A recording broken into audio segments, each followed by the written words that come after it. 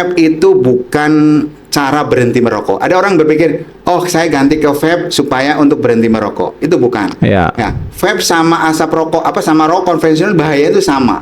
Ya, mereka jadi istilahnya kita, vape itu bukan hanya sekedar uap air, ya. Kan kita ngomongnya, oh itu hanya uap air nih, bukan asap nih, nggak bahaya, nggak ada tarnya di situ misalkan ya.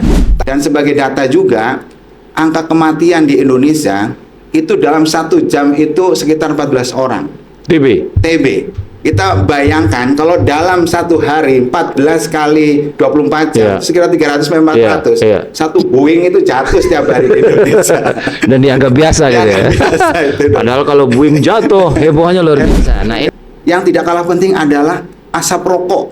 Nah itu tuh, para perokok kita harus sadar bahwa merokok itu tidak hanya merugikan diri sendiri, tetapi merugikan orang lain, dan itu bisa menyebabkan penyakit yang tidak bisa kita obatin gitu loh, seperti PPOK, kanker paru, yang sifatnya itu terus ke sana.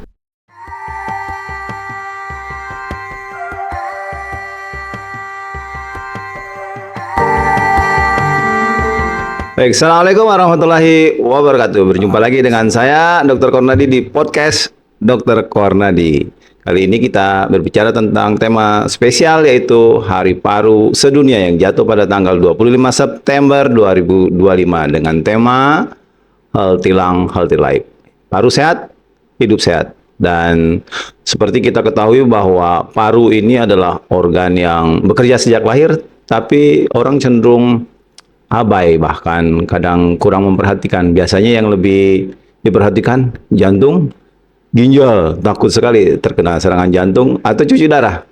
Dan kita hari ini akan membahas tuntas seputar masalah paru, mulai dari penyakit paru, apa itu fungsi paru, dan bagaimana tentang perjalanan penyakit paru dan seperti apa ke depannya terkait dengan paru dunia. Dan hari ini kita telah hadir bersama kita Dr. Masdi, spesialis paru yang sudah malang melintang di dunia perparuan, khususnya di Kabupaten Bogor, dan beliau adalah seorang anggota dari PDPI, Perhimpunan Dokter Spesialis Paru Kabupaten Bogor. Selamat datang, dokter. Assalamualaikum. Waalaikumsalam warahmatullahi wabarakatuh. Dokter Masdi, silahkan memperkenalkan diri, bertugas di mana, dan asal dari mana. Silahkan. Baik. Terima kasih, Dr. Kornadi. Saya Dr. Masdi, dokter spesialis paru. Saya tugas di RSUD Cibinong, sekarang RSUD Bakti Pajajaran Cibinong, dan juga di Rumah Sakit Anissa Cibinong, dan yang ketiga di Rumah Sakit Harapan Sehat. Ya, saya tinggal di Cibinong ya, alhamdulillah dekat di Bogor, Kabupaten Bogor ini. Kalau asal dari saya dari Kebumen, ya. Alhamdulillah dulu pendidikan S1 di UGM, kemudian S2 di UI, ya. Kemudian kemarin kita ambil fellow onkologi, baru selesai. Mudah-mudahan bisa bermanfaat ke depan. Jadi masuk lebih dalam, yaitu paru onkologi. Onkologi torak. Jadi urusan perkankeran paru, Dokter Masdi ahlinya. Untuk Bogor baru satu ya? Ada Dokter Priska. Oh, Priska juga ada 2. Jadi onkologi paru di Bogor sudah 2. Ya, baik. alhamdulillah. Baik, Dokter Masdi, kita masuk ke diskusi pertama kita terkenal tentang paru dan apa sih fungsi penting dari paru ini. Dokter Masdi, kalau kita bicara soal paru, masyarakat biasanya hanya melihat dia sebagai organ untuk bernapas. Ya. Bisa nggak sih dijelaskan apa sih peran vital paru dalam tubuh kita? Baik, jadi paru mungkin dianggap kurang begitu penting ya, mungkin dibandingkan jantung, karena orang berpikir ada serangan jantung, mungkin tidak ada serangan paru ya. Orang berpikir yang paling berbahaya itu hanya jantung saja, tapi padahal paru itu adalah organ vital buat kehidupan. Ya. Kita hidup adalah karena ada pernapasan, dan organ pernapasan yang utama adalah paru.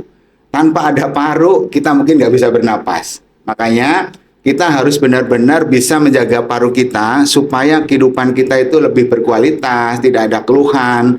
Nah, jangan sampai menunggu ya keluhan itu datang dulu baru kita sadar ternyata napas itu nggak enak ya. Ternyata masalah di paru.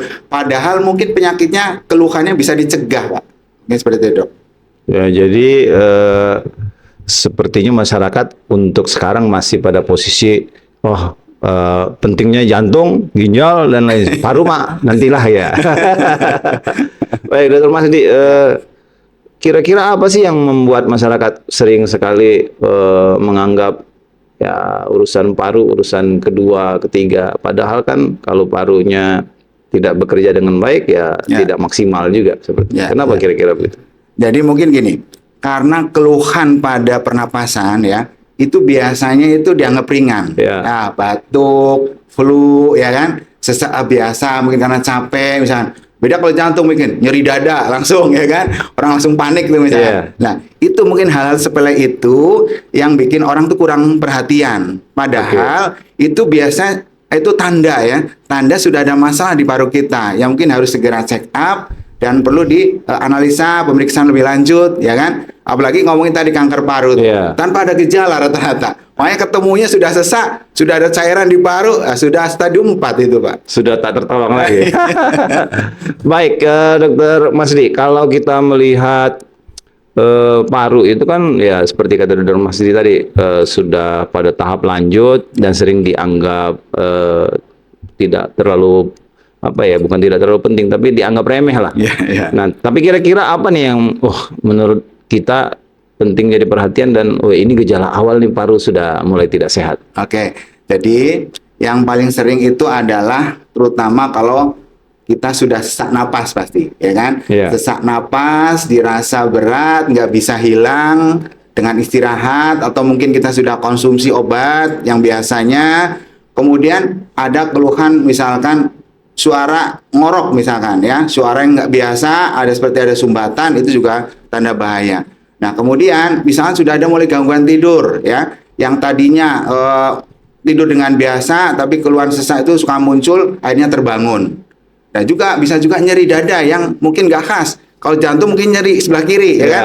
Oh, ini kok nyerinya sebelah kanan ini? Apa ini bagian paru nih? Nah, itu juga perlu kita evaluasi pemeriksaan, jangan-jangan ada peradangan di daerah pleura misalkan, atau dinding dadanya, atau mungkin malah ada tumor seperti itu. Kira-kira kalau dari sekilas nih, orang kan sering bertanya, Dok, saya kalau narik nafas sakit, nafas dalam apa lagi? Terus kalau batuk, rasanya nggak nyaman banget. Itu kira-kira itu tanda-tanda awal dari masalah paru atau apa? Karena terkait dengan tarikan pernapasan atau regangan otot-otot dada. Ya. Kalau masalah tarik napas itu kan bisa saja nih karena nyeri yang tidak terobati ya. Karena gejala psikis nih, saya pernah pengalaman nih, orang sesak datang dengan nyeri dada ternyata karena psikis saja. Nah, tetapi jangan juga kalau misalkan kita sudah ada keluhan tarik napas yang susah, tidak diperhatikan. Nah, itu yang mungkin perlu pemeriksaan lebih lanjut. Dan juga kita banyak kasus orang dengan sakit lambung misalnya GERD, itu sampai ke atas nih, nyeri, sesak. Nah, itu perlu diperhatikan. Nah, kalau tanda-tanda yang sering masalah paru, itu biasanya ada batuk, ya. Ada batuk, kemudian apalagi batuknya berdahak, apalagi sudah keluar darah misalkan, atau bercak darah, itu mungkin tanda sign yang kita harus lebih aware. Tapi kalau keluhan nggak nyaman pada pernapasan, mungkin masih banyak yang perlu kita pertimbangkan. Seperti itu, Dok. Baik, Dokter Masdi, kalau itu seputar awal-awal paru. Tapi kalau kita sekarang bicara tentang Hari Paru Sedunia, temanya tahun ini seperti yang saya sampaikan tadi, healthy life, healthy lung, healthy life. Itu maksudnya gimana, Dok? Ya, jadi paru sehat, hidup sehat. Itu harapannya kita mengingatkan nih bahwa paru adalah pusat kehidupan kita, ya. Bagi seorang dokter paru ini momentum untuk mengedukasi masyarakat. Karena asal usul dari Hari Paru Sedunia ini adalah kolaborasi nih dari organisasi paru sedunia ya, dari mulai Amerika, Eropa ya. Dia menyelenggarakan semacam kesepakatan bersama tuh pada tanggal 25 September 2019. Nah, itu momentum bagaimana kita menyadarkan masyarakat ya, supaya penyakit-penyakit paru yang menjadi masalah saat ini, karena tingkat kematiannya masih tinggi ya, baik itu TB, asma, PPOK, kanker paru, itu yang sebenarnya bisa dicegah. Nah, makanya di sini perlu peran kita itu untuk solidaritas bersama di secara global, bagaimana kita mengingatkan masyarakat untuk lebih peduli dan agar hidup lebih sehat untuk menjaga paru kita. Jadi kuncinya edukasi, Ya, salah satunya itu. membangun kesadaran ya. Betul, betul. Jangan sampai sudah terlanjur jauh, Ya. sudah terlambat, kualitas hidup sudah turun, Nah, itu baru baru pada kita sadar. peduli. Jadi Iya. jauh sebelum itu kita harus memulai dari penyadaran Ya, betul sekali. tentang pentingnya paru dan menjaga kesehatan paru. Ya, Baik dokter, Ya. kalau melihat kondisi paru di Indonesia kan nggak terlepas dari polusi udara perkotaan. Ya, betul. Menurut dokter apa sih dampak polusi dan terkait dengan kesehatan paru ini dan bagaimana hubungannya dengan Hari Paru Sedunia ini? Ya. Jadi memang paparan polusi jangka panjang itu bisa menurunkan kapasitas paru kita ya. Resiko asma PPOK meningkat dengan polusi seperti itu. Kemudian bahkan polusi itu juga bisa memicu kanker paru. Nah, itu yang perlu kita perhatikan. Jadi dampak serius ke depannya. Makanya dengan momentum Hari Paru Sedunia ini kita mengingatkan bersama bagaimana kita menjaga polusi supaya kita terhindar, mungkin kita dengan pakai masker kalau ada polusi, mungkin bagi pihak-pihak yang berwenang terkait dengan ada pabrik atau ada asap kendaraan ya, kita juga harus bisa bagaimana mengurangi ya yang ada di lapangan itu. Dan yang tidak kalah penting adalah asap rokok. Nah, itu tuh. Para perokok kita harus sadar bahwa merokok itu tidak hanya merugikan diri sendiri, tetapi merugikan orang lain dan itu bisa menyebabkan penyakit yang tidak bisa kita obatin gitu loh, seperti PPOK, kanker paru yang sifatnya itu terus ke sana. Dan bagi pemerintah mungkin bagaimana membuat regulasi tentang kawasan bebas merokok yang benar-benar bisa dijalankan supaya kita itu lebih nyaman untuk kehidupan bermasyarakat seperti itu, Dok. Jadi karena sudah masuk ke masalah rokok ini, tapi sebenarnya saya belum mau masuk ke rokok nih dok. Ya tadi terkait dengan polusi udara perkotaan, terus kalau melihat tren global dari kondisi penyakit Indonesia, terutama masalah paru ini, nasionalnya seperti apa kita ke depan seperti dok? Oke, jadi memang sekarang nih ngomongin infeksi atau penyakit paru ya, yang paling sering kita bahas kan infeksi tuberkulosis ya atau TBC atau TB. Itu sekarang itu kita nomor 2 ya di dunia itu ya setelah India. Itu menunjukkan bahwa angka penyakit di Indonesia itu untuk TB itu sangat tinggi. Itu adalah beban buat masyarakat, buat pemerintah yang perlu kita putus nih rantai penularannya. Dan program ini harus kerjasama semuanya ya, baik orang yang sakit, orang yang tidak sakit mensupport ya supaya berobat dengan baik. Makanya ada istilahnya pengawas minum obat. Dan juga kita bisa menelusuri nih karena TB itu kan menular. Bagaimana orang yang sekitarnya yang tidak terdeteksi kita harus cari. Makanya dalam slogan TB itu adalah TOS, temukan, obati sampai sembuh. Jadi tidak hanya mengobati yang sudah sakit saja, tapi kita harus mencari mana yang sakit harus kita obati. Dan sebagai data juga, angka kematian di Indonesia itu dalam 1 jam itu sekitar 14 orang. TB. Kita bayangkan kalau dalam 1 hari 14 kali 24 jam, sekitar 300-400. Satu Boeing itu jatuh setiap hari di Indonesia. Dan dianggap biasa gitu ya. Padahal kalau Boeing jatuh, hebohnya luar biasa. Nah ini kematian setiap hari kita temui seperti itu. Tapi ya sudah maksimal sih mungkin sampai saat ini kan kita dan Bogor nomor 1 di Jawa Barat kalau nggak salah. Ini jadi catatan penting buat kita dan kembali nih dok, kira-kira nih kalau masalah TB ini karena udah masuk ke TB, trennya TB berarti masih tinggi ya, dan bebas TB sepertinya 2030 ya. Harapannya, tapi kelihatannya masih perlu perjuangan yang luar biasa dan kita kayaknya juga harus kalau case findingnya, tapi Kabupaten Bogor case findingnya paling tinggi se-Jawa Barat ya dan dapat penghargaan. Dan ini dok, kalau melihat TB ini kan masih paling banyak nih karena udah nyangkut di sini. Apa sih kira-kira mengapa sih TB sulit banget disembuhin, diselesaikan gitu? Ya. Jadi memang TB ya itu kan disebabkan oleh bakteri namanya Mycobacterium tuberculosis. Poinnya di Mycobacterium tuberculosisnya ini sebenarnya. Karena bakteri ini memang spesial ya. Dia dengan perlindungan polisacharidanya menjadi bakteri yang tahan asam. Dan itu memang susah dibunuh. Mengapa pengobatan TB itu harus 6 bulan? Salah satunya itu, ya. Dan masa pembelahan ya. Jadi gini, orang membunuh bakteri itu adalah dalam kondisi bakteri itu lemah. Itu pada saat bakteri itu membelah diri. Dan proses membelah dirinya bakteri ini sampai 20 jam. Kalau umumnya hanya hitungan menit. Esensial coli hanya cuma 2 menit seperti itu. Ini 20 jam. Dan itu yang menyebabkan bagaimana kita membunuh bakteri ini perlu waktu panjang. Nah, otomatis dengan pengobatan jangka panjang ini kan tidak mudah bagi mereka ya. Nah, pada saat dia tidak berobat rutin, jadi sumber penularan terus. Sumber penularan ada sekarang namanya TB resisten obat. Semakin susah untuk diobatin. Pengobatannya akan lebih lama, pengobatannya efek sampingnya lebih berat, orang semakin susah untuk terapinya.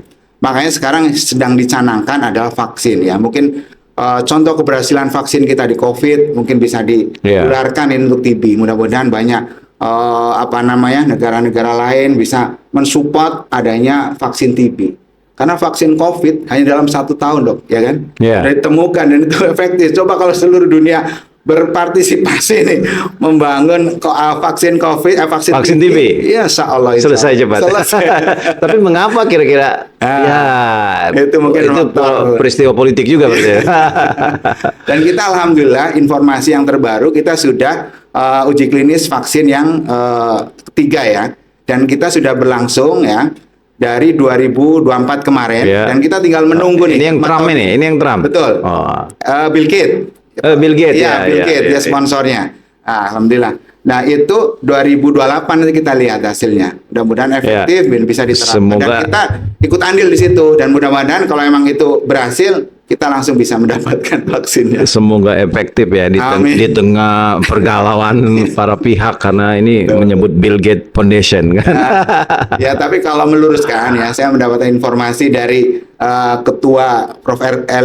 Erlina Burhan bahwa memang sebenarnya itu kan proses dari vaksinasi ini sebenarnya bukan dari Bill Gates. Memang sudah dari tahap 1, tahap 2 sudah berjalan dan itu uji di seluruh negara, baik negara maju, berkembang, ya kan? Bukan khusus negara berkembang aja, semua berjalan. Dan pada saat uji yang ketiga ini, mungkin ada kekurangan dana, ya, akhirnya adalah Bill Gates bisa mendanai itu, ya alhamdulillah bisa berjalan. Walaupun nanti pasti panjang itu ininya. Bill Gates, berarti dia kan pengusaha, masih masuk kepentingan pengusaha di situ. Ya, itu yang menjadi catatan. Panjang. Baik, Dr. Masdi, ini kan tadi TB ini sulit sekali disembuhkan, diselesaikan. Seperti tadi, case finding Kabupaten Bogor paling tinggi. Tapi begitu ditemukan, langkah selanjutnya obati sampai sembuh. Nah, masalahnya begitu ditemukan, obati sampai sembuh ini, ngelibatin banyak orang, banyak ini, dan pasiennya pada nggak tuntas-tuntas ini. Nah, ini makanya yang jadi masalah. Di sisi lain, begitu keluarga ada pasien yang sakit, ketahuan, keluarganya yang lain kan harusnya kalau menurut COVID dan mencari sumber infeksi diselesaikan dong, keluarga yang lain diperiksa semua dong. Nah, tapi pada kenyataannya begitu satu ketahuan, yang lain hilang. Iya kan? Nah, ini menurut Dokter Mas ini gimana ini harusnya? Jadi memang perlu peran bersama dok ya. Jadi dari kesadaran pasien dan keluarganya ya, karena memang satu pasien TB itu berarti ada 10 di sekitarnya berisiko. Ya, apalagi biasanya kasus anak nih, kasus anak, TB dan sumber penularan itu kan dari orang dewasa. Dan orang dewasa ini yang harus kita cari di sekitar nih, dari keluarganya ya, kemudian mungkin lingkungannya, lihat harus cari. Nah, pada saat kita mencari, nah kita temukan karena banyak nih orang yang sakit TB yang lebih parah dari gambaran ronsen terutama ya. Kalau orang keluhan mungkin udah langsung saya ada keluhan nih, tolong dicek misalnya gitu. Tapi karena nggak ada keluhan, tadi gambaran ronsen atau foto toraknya sudah ada keluhan putih yang luas. Nah, ini sumber bundarnya sebenarnya yang mana nih?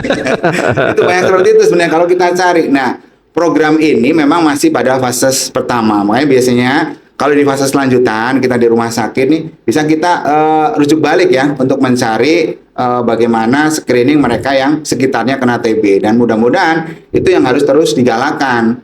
Dan sekarang juga ada terapi pencegahan TB. Nah, itu juga TPT, mencegah mereka yang sudah laten tidak menjadi infeksi. Terutama mereka yang beresiko nih, anak terutama nih yang kontak dengan TB positif, kemudian pasien dengan HIV atau pasien dengan diabetes mellitus yang punya beresiko seperti itu. Dan memang kadang ya punten pengadaan obatnya yang kadang terus harus disupport ini. Iya, biasanya kan gitu. Apalagi sekarang melibatkan kader, melibatkan klinik dan lain sebagainya. Begitu tersangka, cek TCM, BMHP-nya nggak ada, mesinnya ada. Jadi ini jadi kendala yang memang kendala serius. Di lapangan. Dan memang harus melibatkan semua pihak yang secara aktif harus terlibat supaya kita mencapai bebas TB 2030 ya. Amin. Baik dok, bicara TB sepertinya nggak selesai ya, karena satu lagi masalah TB, masalah paru yang cukup sering terkait dengan ini adalah infeksi. Ya. Infeksi selain TB adalah pneumonia. Ya, betul.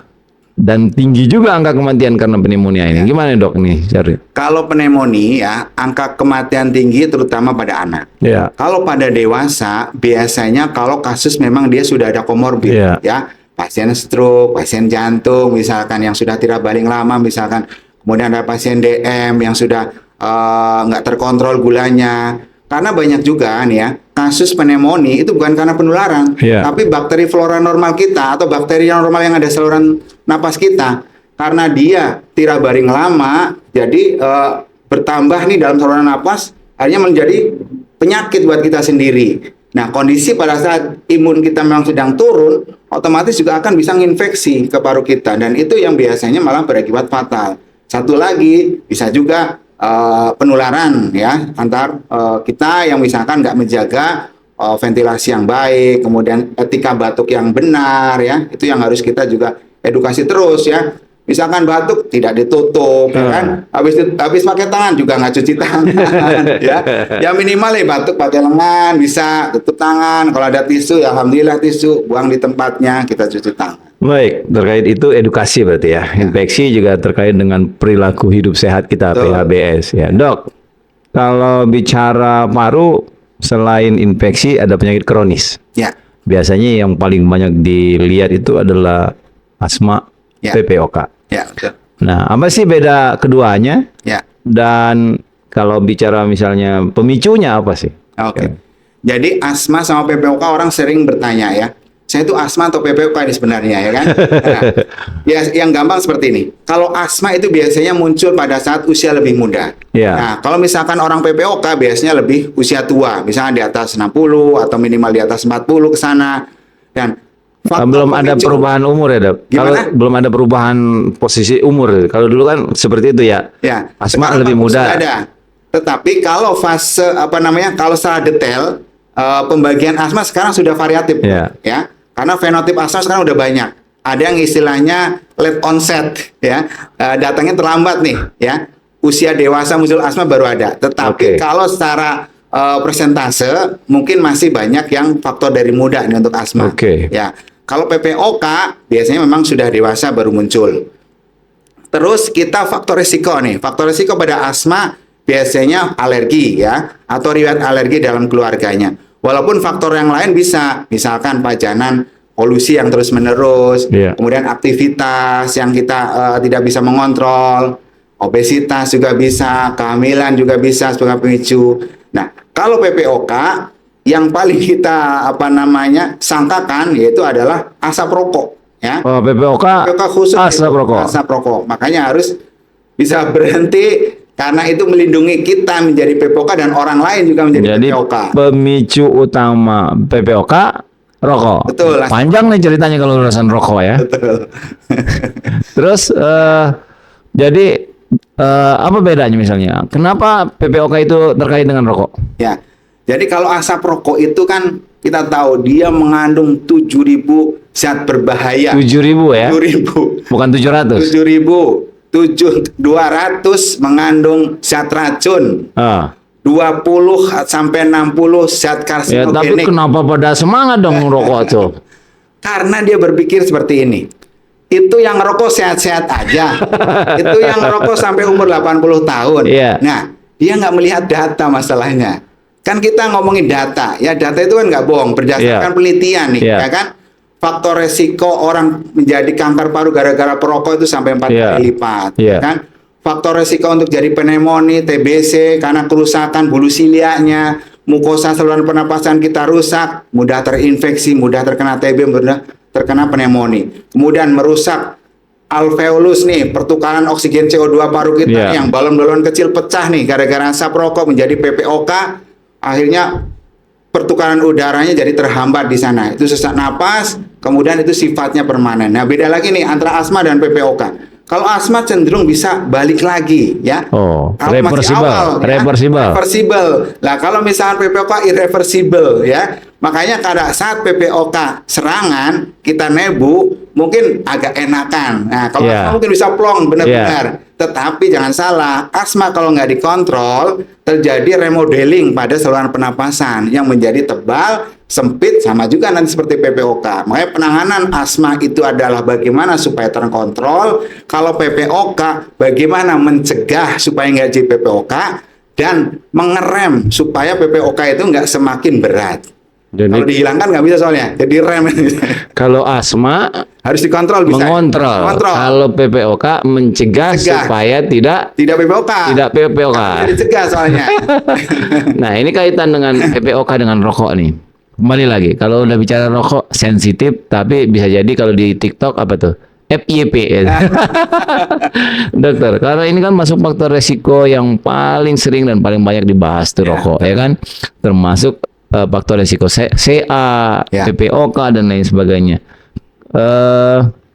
Bahkan ada orang yang Taufik Ismail seingat saya bilang rokok itu Tuhan 9 senti. Masa? Karena di mana-mana orang ngerokok kan, di toilet sambil ini ngerokok, Iya. sambil ngaji juga rokok, Iya, coba iya, pengajian. iya, iya. Cuma sholat yang nggak ngerokok ya.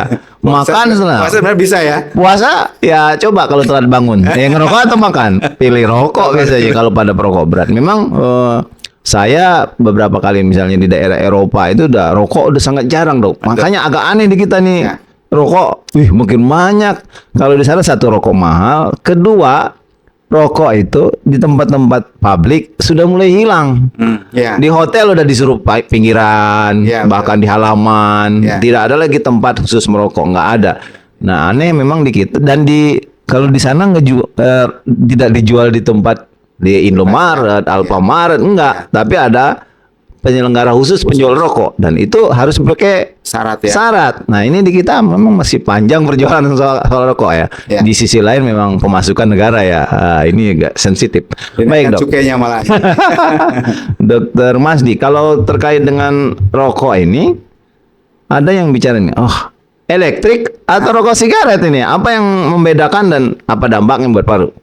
Kalau rokok elektrik ya atau kita bilang vape itu kan hampir sama ya istilahnya aja, vape, elektrik, elektronik ya Iya. bahasanya. Vape itu bukan cara berhenti merokok. Ada orang berpikir, saya ganti ke vape supaya untuk berhenti merokok. Itu bukan. Iya. Ya, vape sama asap rokok sama rokok konvensional bahaya itu sama ya. Mereka jadi istilahnya kita vape itu bukan hanya sekedar uap air ya. Kan kita ngomongnya, itu hanya uap air nih, bukan asap nih, nggak bahaya, nggak ada tarnya di situ misalkan ya.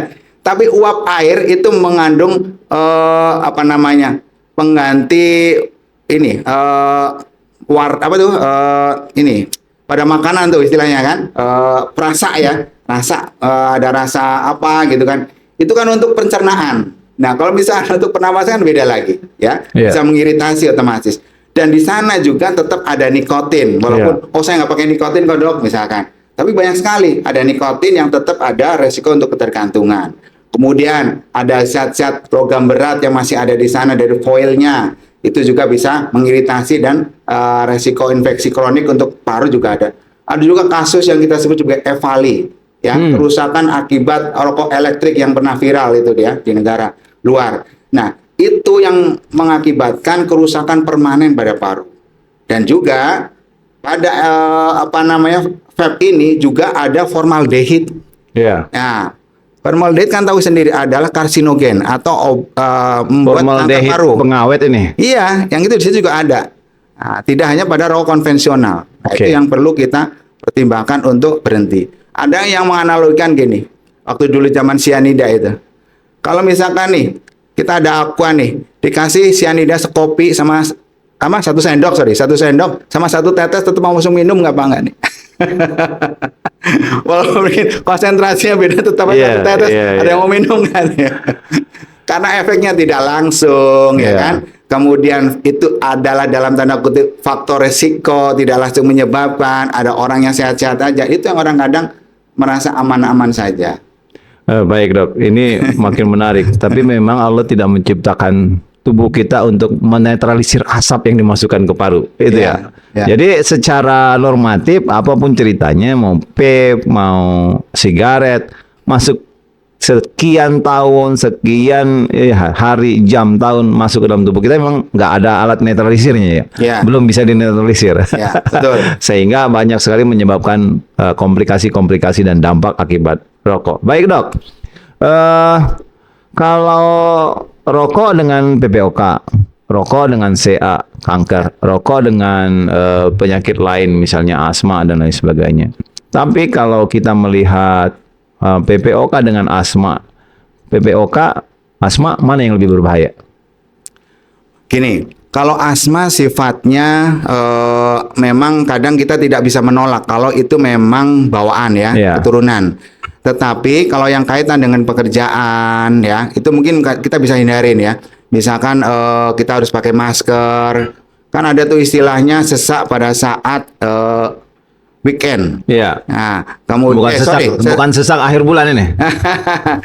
Jadi dia bukan sesak pada akhir minggu, tetapi dia sesak justru kalau weekday. Nah, kalau weekend sembuh. Karena ternyata kaitan dengan pekerjaan, seperti itu.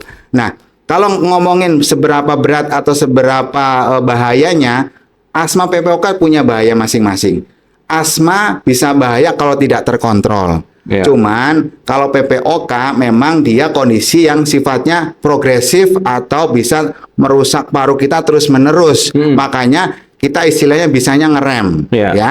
Tetapi sebenarnya PPOK bisa dicegah. Oke. Nah, kalau asma kan tadi sebenarnya nggak bisa dicegah kalau memang itu sudah keturunan, ya kan? Kita istilahnya sudah dapat, bagaimana itu kita ikhtiarnya? Ya kita berobat supaya terkontrol. Ada yang nanya nih, dok, bukannya penyakit semua ada obatnya? Nah, itu kondisi di mana kita sudah dapat kondisi yang normalnya kita itu kan kadang tidak selalu sama. Misalkan nih kulit saya hitam, mungkin di sono agak putihan, nah gitu.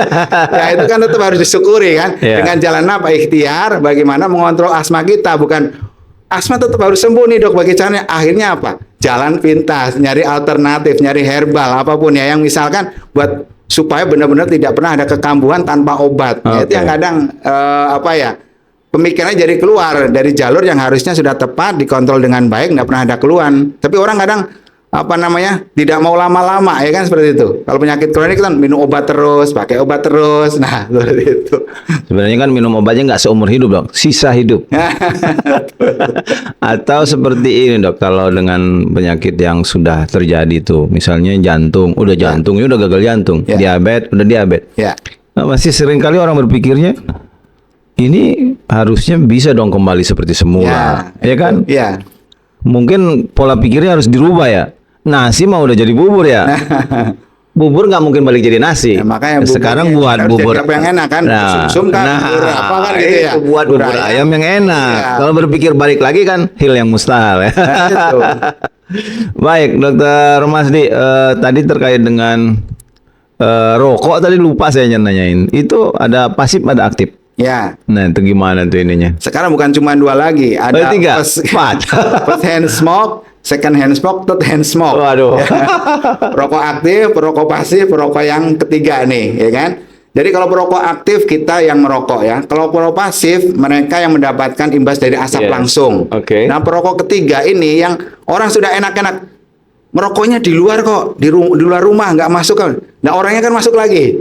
Bajunya dibawa ke rumah. Nah, itu kan ada nih zat-zat yang sudah menempel di bajunya, di badannya. Ya kan tetap aja bisa kehirup sama orang yang sehat. Itu faktor resiko buat kita.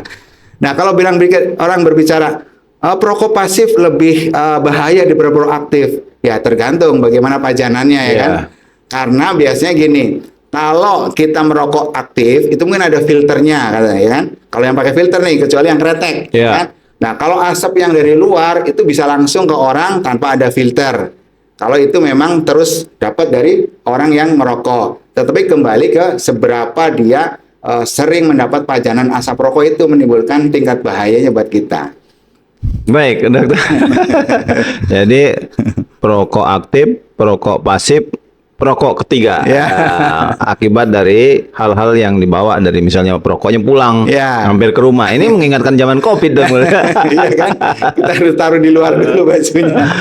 Baik dokter, kita masuk ke yang sesi terkait dengan pencegahan dan gaya hidup terkait dengan kesehatan paru.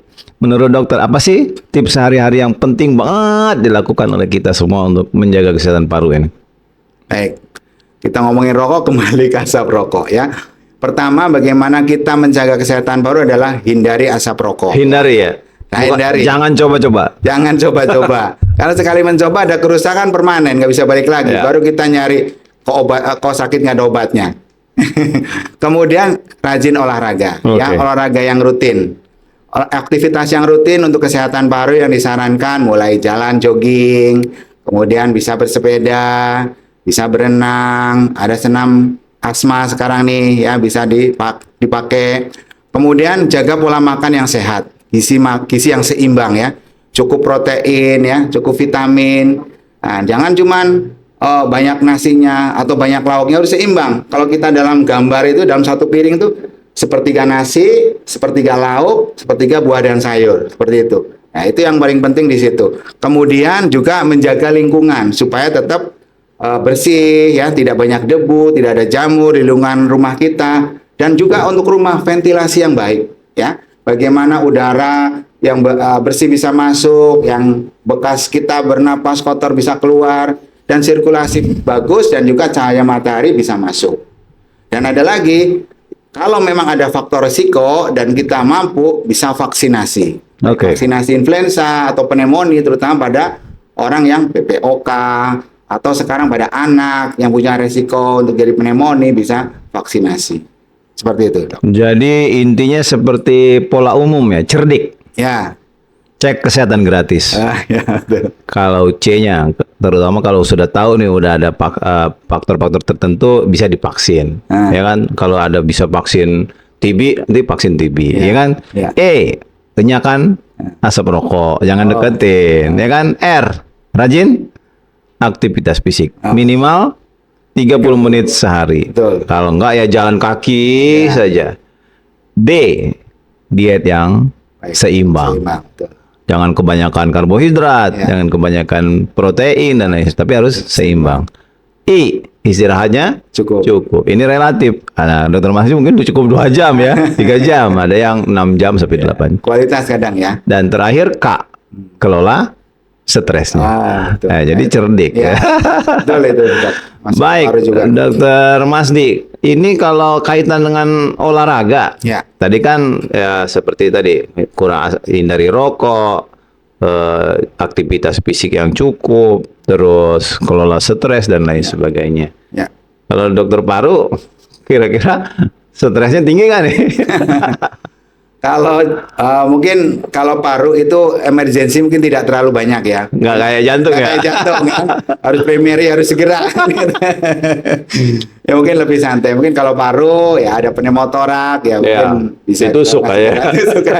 Baik, kalau olahraga kaitannya dengan kesehatan paru, tipe olahraga seperti apa, terus berapa lama, terus intensitasnya seperti apa, frekuensinya gimana, silakan Dok. Oke. Seperti tadi sudah jelaskan bahwa olahraga yang disarankan itu dari mulai jogging ya. Jogging, kemudian bersepeda, kemudian berenang atau senam asma. Fungsi dari olahraga ini semuanya bisa meningkatkan kapasitas paru kita, kebugaran kita, sehingga tadi mengelola stresnya juga bisa lebih bagus ya kan kalau kita rileks ya, dengan kita olahraga. Mungkin kalau kita mager aja di rumah udah stres tambah stres ya kan. Mungkin itu. Lah masalah durasinya seperti tadi dokter bilang minimal 30 menit ya dalam satu minggu mungkin 3 kali minimal. Tiap hari lebih bagus seperti itu, Dok. Jadi tetap olahraga yang seperti biasa lah, standar. Jadi memang yang moderate lah ya, olahraga yang moderate yang memang sebaiknya dengan frekuensi 3 sampai 5 kali sepekan ya, dengan durasi 30 menit minimal ya, jangan sampai kurang. Kalau kurang Dampaknya dapat pegelnya belum dapat sirkulasinya seluruh tubuh.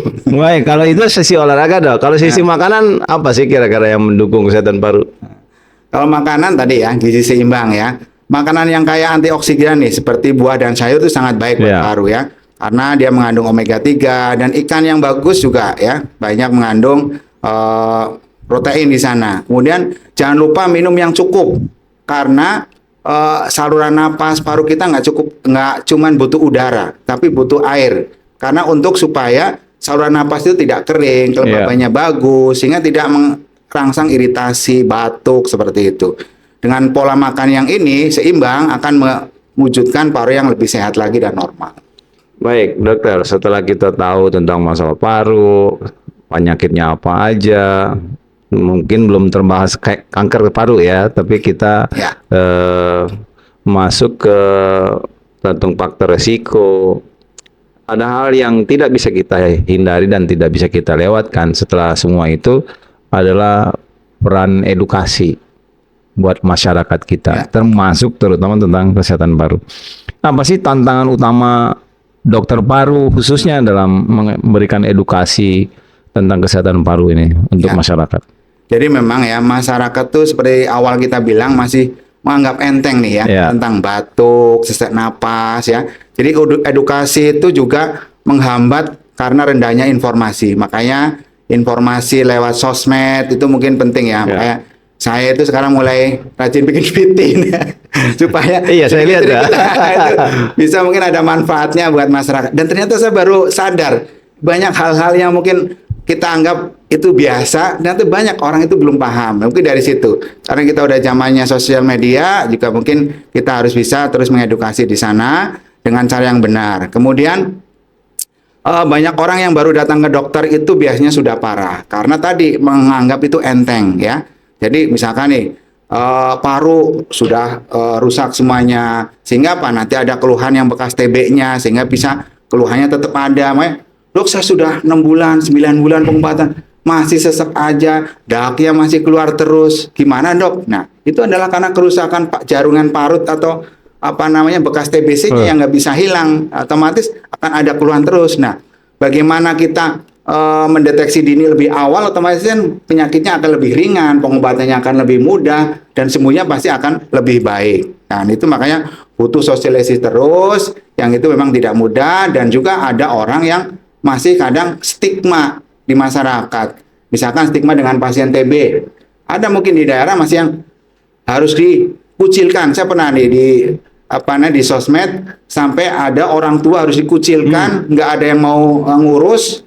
Kalau ngasih makan aja kayak zaman COVID gitu, itu kan tidak perlu, ya. Karena TB itu hanya menular lewat udara, ya, tidak lewat makan bersama, tidak lewat salaman, tidak lewat berdekatan, itu tidak. Asal tidak ada pajanan batuk, bersin, ya. Otomatis kalau misalnya ada batuk gimana dok? Ya pakai masker. Dan pengobatan 2 minggu saja sudah meminimalisir resiko penularan, hampir sembuh. Seperti kita nih, pasien TB untuk izin bekerja, biasanya dalam 2 minggu sudah kita izinkan. Berarti tidak tidak semenakutkan yang semenakutkan itu gitu, harus dikucilkan dulu orang tua sendiri. Aduh ya Allah.